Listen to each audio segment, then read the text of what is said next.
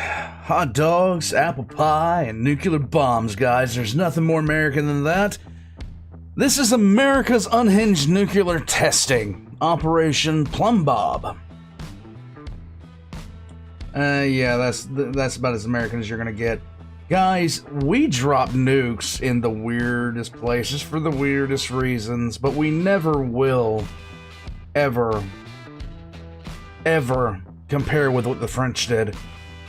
The French literally nuked paradise, and I don't understand why. I will never understand the French. It is just one of those things that concerns me about them. But, guys, we can't really talk that much because we nuked paradise too. We nuked the desert, we nuked the Arctic, we nuked everything that we could possibly nuke. And I just hope that we're done just nuking everything. Because if you've seen one nuke, you don't need to see another one to realize what it does. Guys, it's the Fat Electrician. I can tell you guys that I have been a massive fan of the Fat Electrician ever since you guys first showed him, brought him to me. He has been a wonderful, just person overall. And you've seen his shirts with both me and a whole bunch of other people. Kentucky Ballistics, Brandon Herrera, just to name a couple. Now, I'm telling you guys this. One of these days, I'm hoping to have this whole area set up. And I want to start talking about history because he kind of, at first I wasn't thinking about doing it, but eventually I'm going to get into it. If I can. And that's going to be far down the road for me. Right now, you know, my schedule is always packed as it is, because I still work a full-time job on top of doing this and trying to get everything done in the house. And it's not exactly, I don't exactly have a lot of free time, to be quite honest with you guys. So finding time to script write and edit is usually always a problem. So I put out whatever lore videos I can when I can. I'm going to be, in fact, a little bit later today editing a lore video and hopefully starting some script writing. But I do hope to be able at some point to go to full-time content creation at some point in the future. That's a hope of mine. That's a dream of mine. Until then, let's just sit back and enjoy the Fat Electrician, guys. Because I tell you this, he always brings the heat on this stuff. Let's get into it. All of his links are going to be in the description down below, right next to my own. Hit the like and the subscribe button on both our channels, please, if you haven't already. Let's get into it. Doing that video on that time America launched a manhole cover in outer space with a nuclear bomb, and it turns out that's actually the lesser of two interesting parts of this story, because America also dropped a nuclear bomb on top of 6 people to prove that nukes were safe. Oh, Today we're talking about... I have shamed myself. Anyhow, I know about the time they dropped the nuke on 6 people.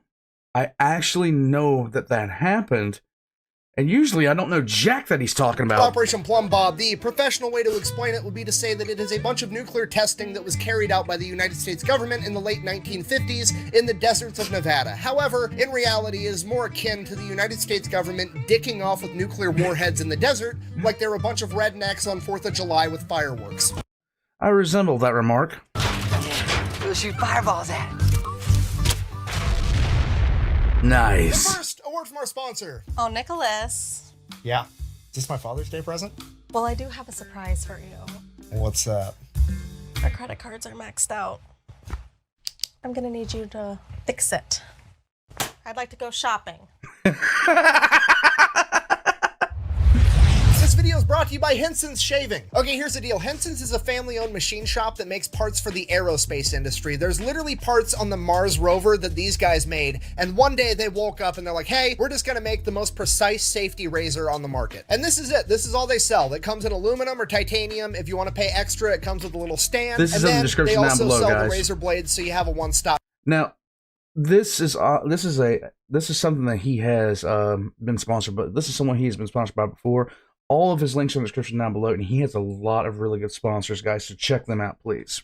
Shop, not because their razor blades are proprietary, because this thing will take any shaving razor blade on the market. You don't have to buy their proprietary cartridge. You don't have to sign up for their monthly delivery thing. No, you buy this one time and then you can put any 5-cent razor in it and shave for the rest of your life. So the product itself is fantastic, but more importantly, the company is awesome because every time a YouTuber does an ad like this, they get sent a little media packet full of talking points, what to say, what not to say, and so on. Now, I'm not supposed to disclose this, but the brief that I got for Henson's basically said there is no script. Do whatever you want, we trust you. Also, in the first paragraph, they said this, quote, "If for whatever reason you don't get a good shave with our product, please let us know. If we can't help you, then don't endorse us. We think we've made one of the very best razors in the world. If you disagree, we'd rather not ask you for a non-genuine endorsement." So the razor's great, and this is the type of company that you actually want to give your money to. I'm gonna have a link for them down below. Let's get back to the video. All right, Nice. Operation Plumbob takes place in 1957. There was a total of 29 nuclear explosions, and they were testing all kinds of different stuff. They had biomedical testing going on with pigs, seeing how radiation affected them and at what distance. Then they were covering the pigs with blankets, seeing what materials blocked the radiation, what materials didn't. They also conducted experiments on 18,000 U.S. service members.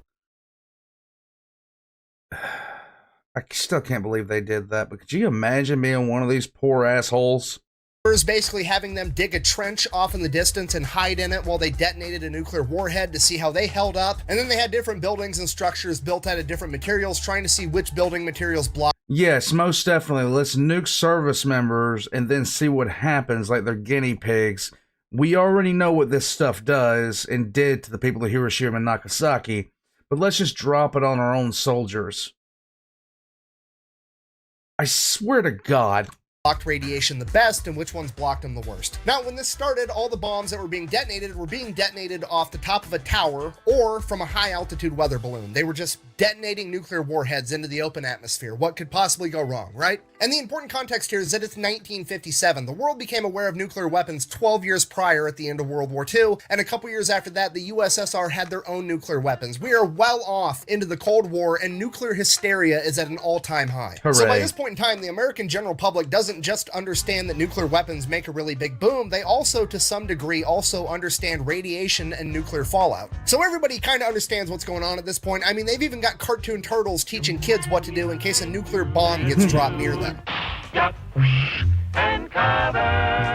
So naturally, when everybody finds out the government is strapping nukes to balloons and blowing them up in the desert, there's quite a bit of concern, you know, like, hey, maybe that's a bad idea. And then everybody finds out this is actually how the government's planning on protecting them from a nuclear strike from the Soviet Union, by taking one of our nukes and blowing up the Soviet nuke in the sky right above everybody's heads. Ladies and gentlemen, the Genie air-to-air missile. Okay, you gotta remember, this is the 1950s. There's no intercontinental ballistic missile that can reach from the Soviet Union into America yet. So this means that the only nuclear strike risk really comes from Soviet bombers flying into America and dropping their bombs. So we gotta be ready to shoot down these planes, right? Obviously. Problem, again, it's the 1950s. There's no sophisticated anti-air systems yet, okay? There's not really any air-to-air missiles that our fighter jets can shoot accurately. So the going theory was that we're going to use this nuclear fucking missile and shoot it at an entire formation of Soviet planes and blow all of them up at once. Genius! Okay, and on a rudimentary level, this makes complete sense, right? If you can't be accurate, you increase the margin of error. Right. If you're not good with shooting a pistol, maybe grab a shotgun, it's easier to hit your target. However, what they've went and done with the Genie missile might be a little bit of overkill, because what they've essentially said is, well, I'm not very accurate with air-to-air missiles for shooting down planes, so instead, I've opted to create a spawn point for the fucking sun. So naturally, now everybody's absolutely terrified, and the government's like, guys, calm down. It's gonna be completely fine. There's no, you know what? I'll just prove it to you. Give me 5 volunteers and a camera guy, but don't tell him what he's doing. On July 19th, 1957, the United States government detonated a Genie air-to-air nuclear missile with a 1.5 kiloton warhead directly above the heads of 5 U.S. service members that volunteered to be there, and a camera guy that was not informed of what he was doing until a couple hours beforehand. I'm out. Dude, I would have loaded my pants, okay? Are you kidding me? You're gonna put me under a nuke? You cannot pull out of this. I'm pulling out. We're way too deep to pull. pull out. I'm pulling out. No, you're not. You're leaving it in. I've been pulling out for years, son. And in your head, you're probably picturing like 5 dudes in hazmat suits with a welding mask on. No, it's literally 5 bros in their military uniforms standing in the middle of the desert with no glasses, making direct eye contact with a nuclear explosion while one of them is holding a sign that says Ground Zero, Population 5, because that shit's funny. We felt a heat pulse, a very bright light, a fireball. It is red. The sky looks black about it. It is boiling above us there. It is rapidly losing its color. There is the ground wave. It is over, folks.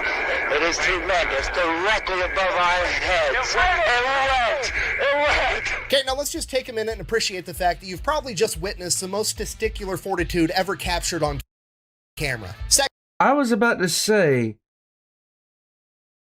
the balls on these guys, you couldn't tell me to go out there and do that.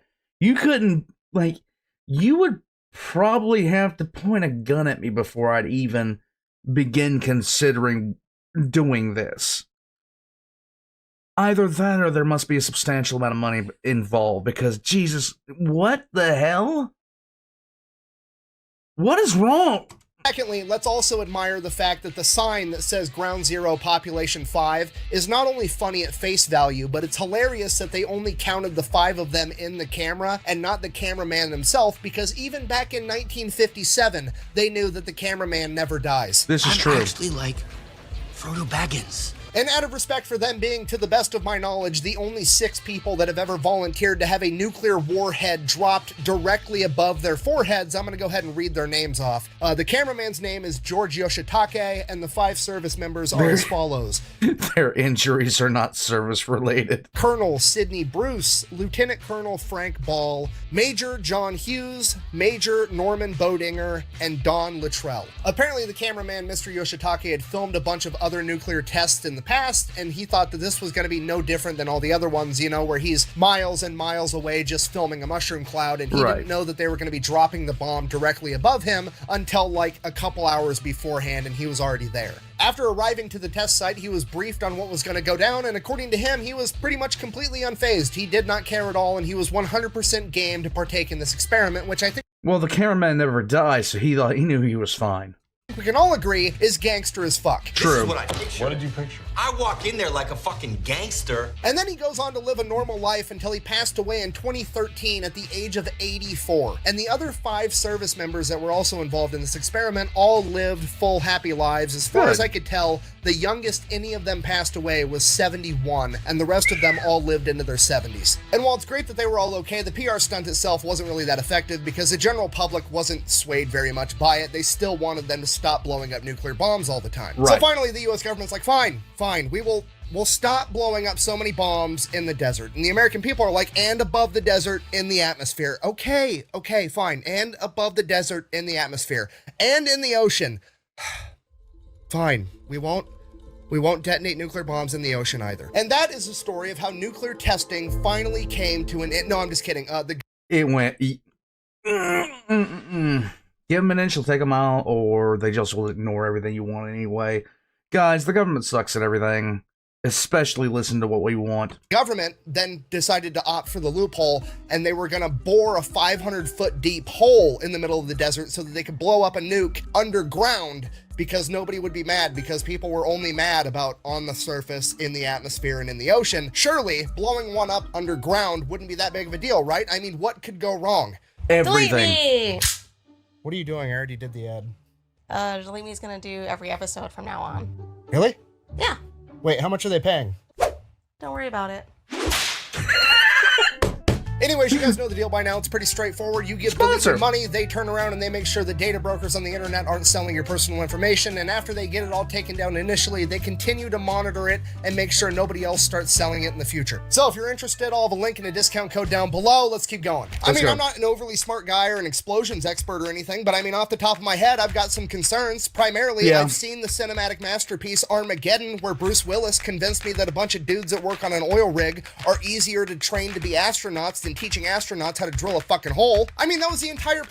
Look, Don't knock Armageddon. Armageddon is an amazing movie.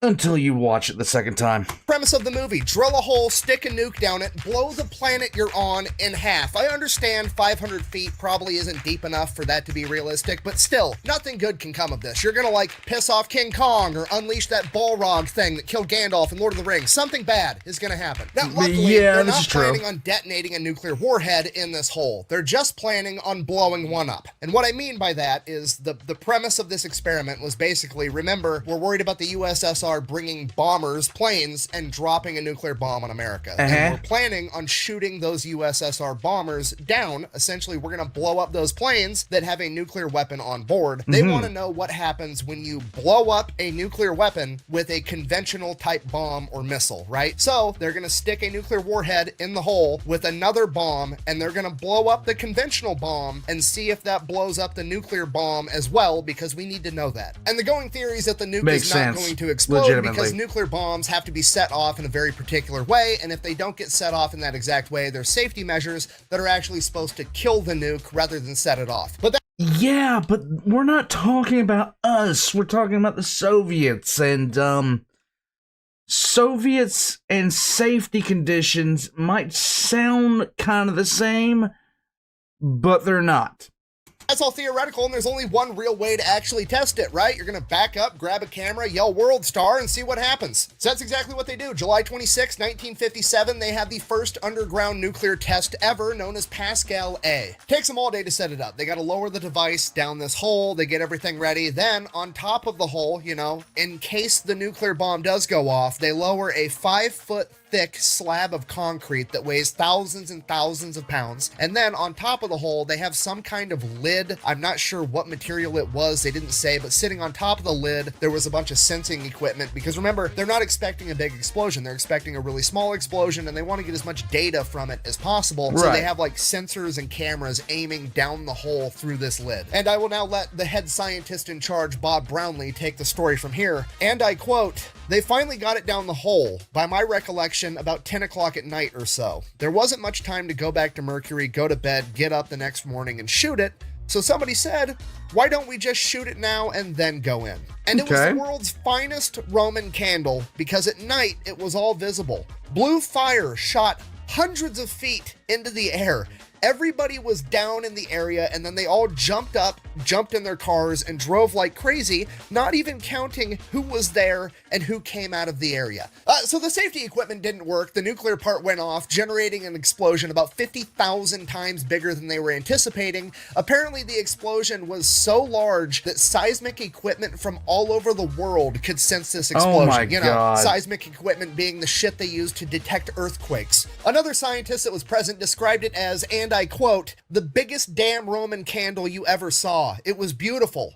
Big blue glow in the sky." And because of this, the United States government comes to the realization, okay, maybe underground nuclear testing isn't that great. I'm just fucking with you guys. They redid the exact same experiment like a month later, August 27th, 1957. And they didn't really change a whole lot about the experiment. They took the device, they stuck it down the hole, they put thousands of pounds of concrete directly on top of it, and then the only thing they did change was, instead of whatever lid they were using before that they could like put sensors through and shit, they went and tried to control the explosion by getting a 2,000-pound manhole cover, and then they welded it shut over the top of the hole. They then took the best high-speed camera they could find and aimed it at the manhole cover, because if the safety device failed again, whatever happens to the manhole cover was, and I quote, "scientifically interesting." This is why we yell out for science before we do something absolutely stupid. AKA, they're just doing Mythbusters shit with DOD money. So they detonate the bomb, the safety device fails, the nuclear portion goes off, and in hindsight, what happened is when you have a nuclear bomb go off with thousands of pounds of concrete directly on top of it, that concrete is instantly vaporized and turned into gas, and then that gas is pretty also instantly superheated, and superheated gas expands a lot, and this is an enclosed environment because they welded the manhole cover shut. If you're not picking up what I'm putting down, the scientists just inadvertently turned the planet into a fucking potato gun and launched this 2,000-pound manhole cover, presumably into outer space.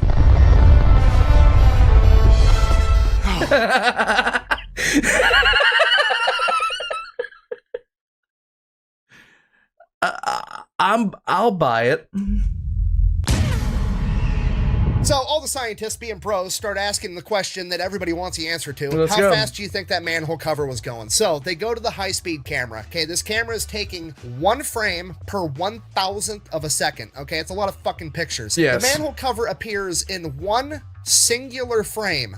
And that is it. So because it was only captured by a single frame and not multiple frames, they can't calculate how far it was traveling over a period of time. So all they can calculate is the minimum speed that it would have to be going to only be captured by a single frame in the span of the camera shot. And the calculation they came up with was that manhole cover was moving at least 150,000 miles an hour. That is Mach 195. It is 195 times faster than the speed of sound. And the best part about all this is that this happened prior to Sputnik 1, meaning that if this manhole cover made it into outer space, it was the first man-made object to ever make it into outer space. Buh! It didn't make it into outer space. It would have burnt up in the atmosphere just like meteorites do. Buh! Oh shit, you're right. I completely forgot that every single meteorite that's ever come into the Earth's atmosphere is burnt up completely and never actually makes it to the ground. I'll be right back. I've got to go tell all the dinosaurs to stand up and quit being babies, because clearly they're exaggerating.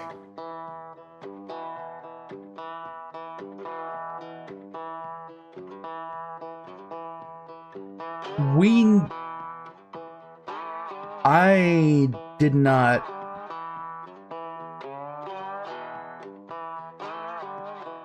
My God, the minimum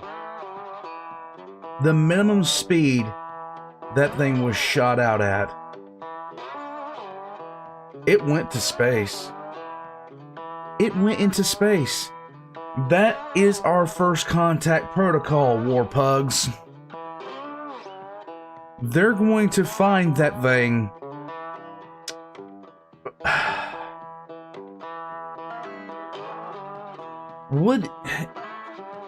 I just don't. My God.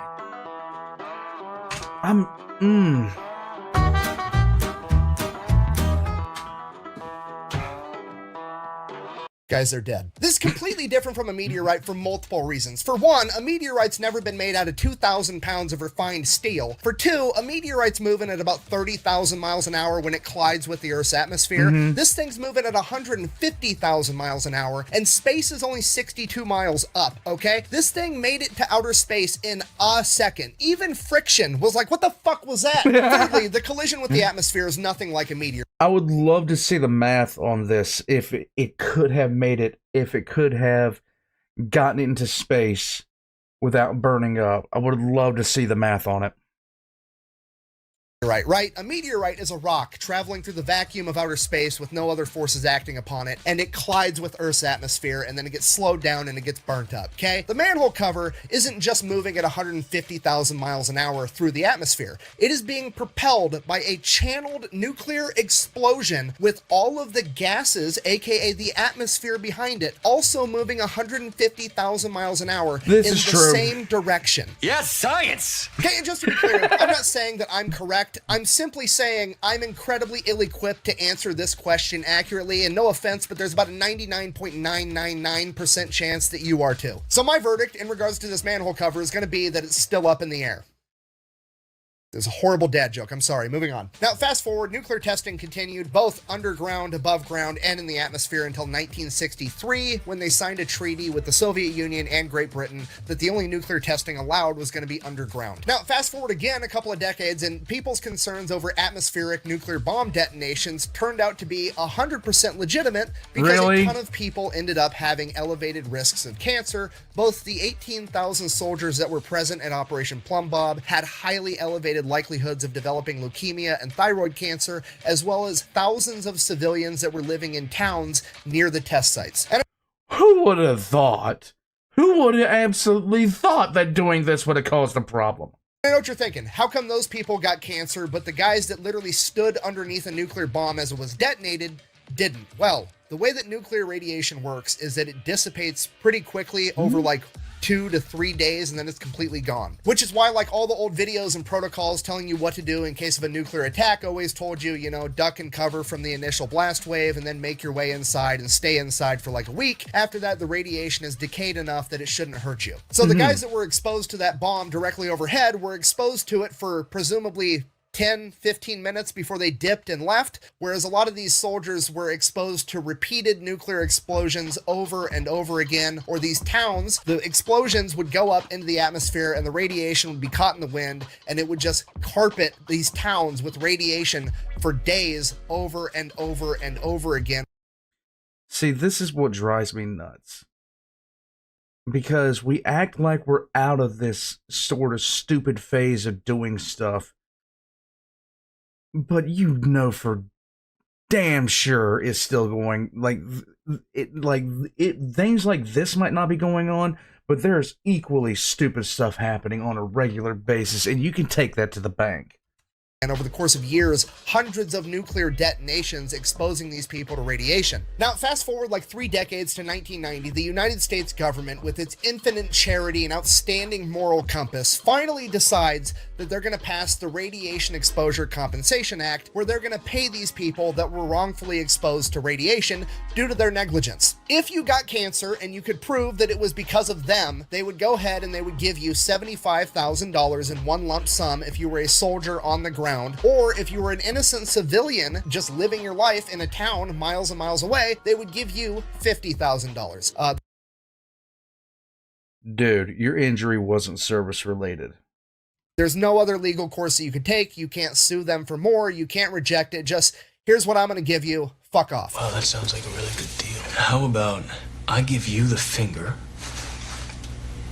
Okay, just so we're on the same page with this, the United States government takes your tax money, whether you want them to or not. You don't get an option. They're taking your money, okay? They then turned that money into radiation that they used to poison Americans with and give them cancer. Then, 30 years after the fact, they decided, you know what, we should make things right by giving the people that survived this long and can actually prove it was our fault, we'll give them like 50 grand. Bear in mind, that 50 grand is also money that was tax money that they took. So they took your money, used it to poison you, and then to pay you off, they gave you some of your money back. Right. I'm from the government, and I'm here to help. Can you understand how absolutely crazy that is? Imagine if somebody walked up to somebody on the street and was like, hey, give me all the money in your wallet, or I'm going to throw you in a cage for years against your will. And you're like, okay, and you give them all the money in your wallet, they turn around, they go buy brass knuckles, come back, and then punch you in the face with the brass knuckles that they just bought with your money. And then they look down at you and they're like, oh, I really hurt you, my bad. And then they get into your pocket, find another $20 bill, pull that $20 bill out of your pocket, and then hand it back to you to pay you off for punching you in the face. It's never too early to learn that the government is a greedy piglet that suckles on a taxpayer's teat until they have sore, chapped nipples. I gotta end this video. I feel radicalized. In conclusion, this has been the story of 6 crazy bastards that volunteered to have a nuclear bomb detonated directly above their head, and that time that America may have accidentally launched a manhole cover into outer space, potentially becoming the first man-made object ever, and that time that the U.S. government poisoned tens of thousands of people with radiation, giving them cancer, and basically had no consequences for it whatsoever. Thanks for watching. Best way to support the channel is go buy some merch over at thefatelectrician.com. Quack bang out. Okay, I know what government giving people cancer with 0 consequences while trying to tell me I can't drink raw milk. I don't even want to drink raw milk. I'm just mad they think they can tell me I can't.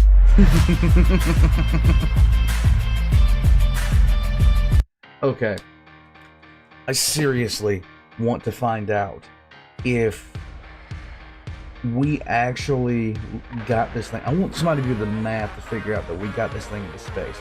If we did, I want to dunk on the Soviets over it. #1 in space, baby. I don't care how we got there. They didn't care much either.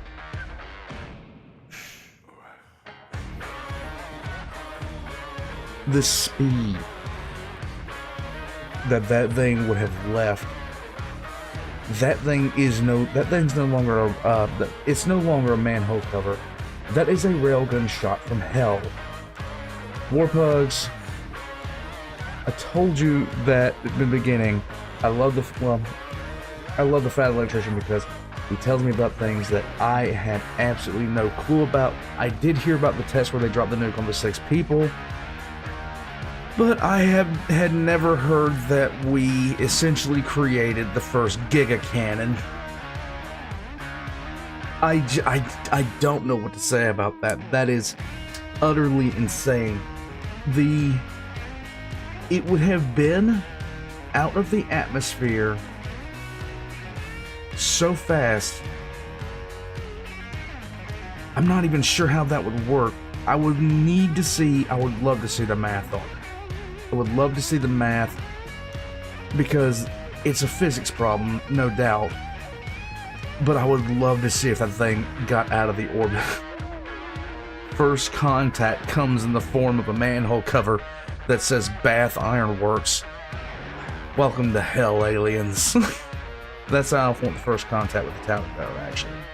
Warpugs, Fat Electrician, all of his links are going to be in the description down below, including the 2 promotions that he had today. All of my links are in the description down below, including my Patreon, including this it's a new house. I got an Amazon wish list for stuff, everything like that. Just a side note, I'm moved into the house, the truck broke down, everything else like that. I am trying to focus on getting that fixed because I really want to take you guys out and show you some other areas here. There's a lot I want to do with the 3rd channel, and I have started to do stuff on it. In fact, I'm going to be doing something tomorrow that's going to be kind of fun. I'm going to be filming and hopefully just take 30 minutes a day and edit it. But I can't wait for that to get finished because I got a lot of stuff I want to do.